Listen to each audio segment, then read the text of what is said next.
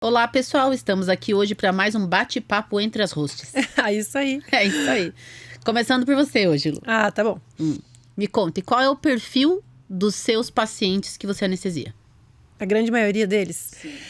Olha, Maria, hoje são os idosos, né?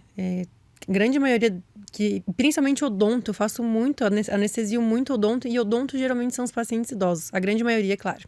Média idade para idosos. E aí vale a pena relembrar a importância dos exames pré-operatórios, né, nesses pacientes. No mínimo, ecocardio. Mais do que isso, na verdade, é a avaliação de um clínico. Então, auscultar, aferir a pressão, a glicemia, fazer um exame de sangue completo, mediante qualquer alteração de ritmo, de sopro, pedir um ecocardio. Porque isso, hoje em dia, nesses pacientes, a gente consegue ter uma segurança muito maior, né? Claro que as técnicas evoluíram muito, os aparelhos também, o nosso conhecimento também, mas o básico ainda é muito necessário. Né? E assim, nessa tua rotina, você tem alguma raça que você lembra, assim, que é a que você mais atende ou não? Olha, eu acho que hoje em dia tá muito em alta o Spitz, né? Eu anestesio muito Spitz. York ainda, bastante também. Nossa. E qual foi a raça mais diferente que você já anestesiou? Que me vem na que cabeça... Não é comum, assim. É o Afghan Hound. A gente podia até colocar depois no vídeo. Que é aquele collie com pelo, assim. Gente, aquela cachorra era a coisa mais linda do mundo. Ela é enorme, magrela, assim, com aquele pelo mais escovado que nós. Loira. E o nossa, eu fiquei com uma dó de fazer a tricotomia, assim, sabe? É que eu lembro isso, assim, mas já anestesiei algumas raças diferentes. Mas que me vem à cabeça agora é isso. E você? Qual o paciente mais diferente que você já atendeu? E também quero saber sua rotina em relação à raça, idade. A maioria dos meus pacientes, por agora eu estar na área de endócrino, são idosos, né? De meia idade a idosos. E o hiperadrenocorticismo disparado é o que eu mais atendo, né? Nessa especialidade. E por incrível que pareça, são os Yorks. York, né? York. E eu tenho um York em casa de 3 anos, eu fico só olhando. Já faz a poupança? Não, já deu triglicerídeos aumentado. Eu digo, meu Deus, é CRMV positivo, né? Colapso de traqueia. Então, assim, eu já fico só pensando. Porque a maioria que eu atendo mesmo é o York. Depois, Lhasa e Shih Tzu. Também, verdade. Isso. E por incrível que pareça, as pessoas podem não imaginar, mas muito SRD também com hiperadrenocorticismo.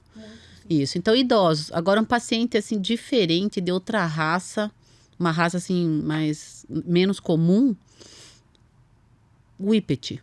Entendi, um Whippet com hipoadrenocorticismo. Sim, isso, o Whippet sim. eu já anestesiei também várias vezes. Mas é uma raça maravilhosa, né? Sim. Eu teria um, com também. certeza. Maravilhoso. Muito bom. E de casos, então, você falou hiperadreno. Mas você concorda comigo que a doença mais difícil para o tutor é a diabetes? Concordo. Eu te pergunto porque eu tenho uma cachorra em casa e eu não sou... Bom, ela é diabética há 6 anos, não quer dizer, mal eu não cuido. Mas eu te digo, como tutora, o quão difícil é você ter um paciente diabético. Então, assim, nunca julgue. Não. Porque você tem que ter uma rotina, fora a sua rotina, mais do que a sua rotina do cachorro, né? E altos e baixos, ela agora perdeu muito peso, então eu vou ter que fazer uma bateria de exames, sendo que eu fiz há 1 mês atrás, estava tudo bem. Então, é uma doença complexa. É bem complexa e para mim, quando eu vou diagnosticar o paciente que vem o resultado diabetes mesmo, eu sempre falo pro tutor que das doenças endócrinas é uma das que eu não gosto de dar o diagnóstico, porque a partir dali mudou totalmente a rotina da vida do paciente e do tutor. O paciente vai ficar muito mais... como que agora me fugiu a palavra? Dependente. Isso. O paciente vai ficar... A partir dali, o paciente vai ficar muito mais dependente do tutor do que ele já é, vamos pensar dessa forma, né? Então, realmente, não é fácil, às vezes, a adesão da pessoa entender, né, o porquê de tudo aquilo, porque a gente no cachorro ainda não está como é no ser humano, né? Eu vou comer um pastel, vou aplicar uma insulina ultra rápida. Eu vou fazer isso, eu vou aplicar tal tipo de insulina. No cachorro, não. Por enquanto, a que melhor dá resultados é de 12 em 12 horas e o paciente tem que se adequar àquilo, né? Então, é difícil mesmo. E funciona aquele aparelho que afere a glicemia que fica acoplado no paciente? Funciona, ele funciona. Ele faz a glicemia periférica, né? Então, ele não é 100% o valor, mas ele ajuda muito naqueles cães que têm uma instabilidade glicêmica. Porém, a dificuldade maior é porque cachorro é cachorro. Ele não vai entender que você pagou R$400, R$500 naquele aparelho. Sim. E que ele não pode dar uma coçadinha ali, né? Ou se esfregar com as costas e arrancar aquilo ali.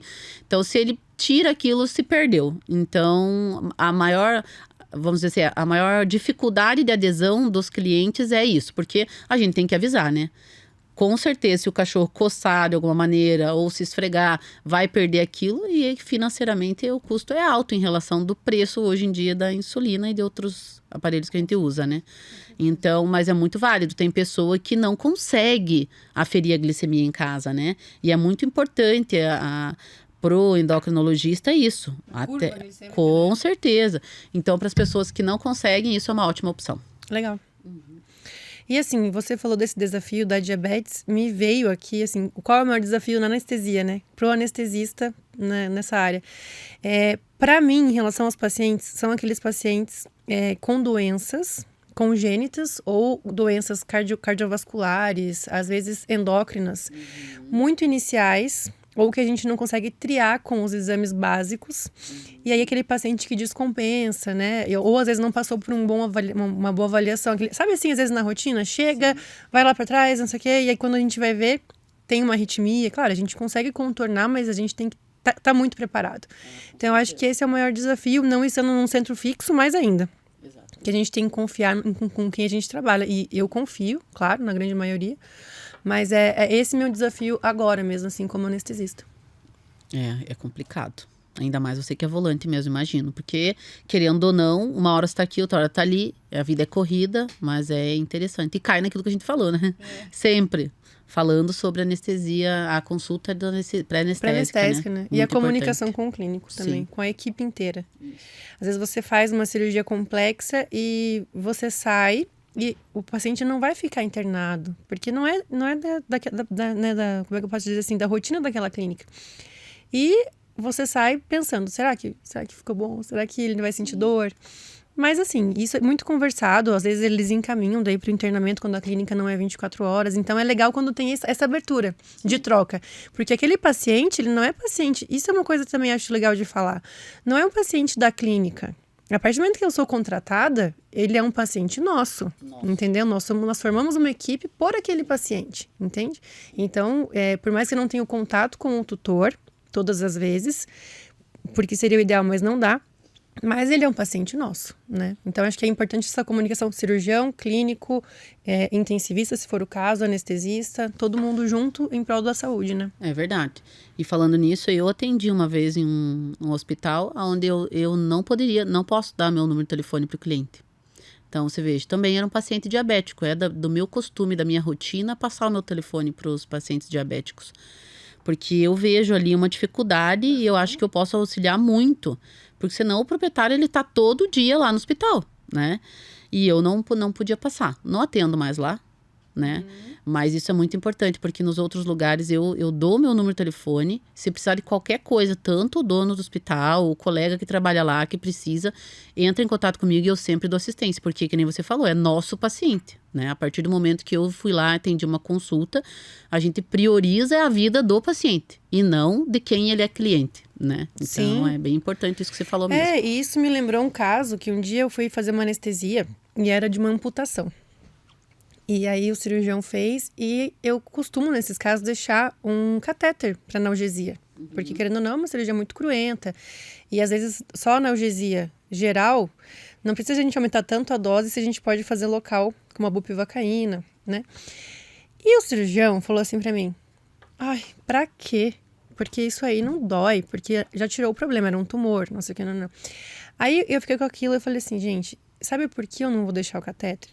Porque se tiver qualquer complicação, decência, se tiver um edema, um sangramento a mais, ele vai colocar a culpa no catéter. Sim. Mas aí, eu saí refletindo, aquele paciente ficou sem o melhor. Sim.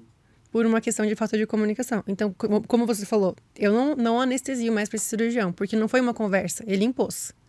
Tipo, não quero que coloque, não dói. Então, assim, né? Então, aí é muito uma coisa muito tirana. Daí eu não me senti bem também, daí não vou mais.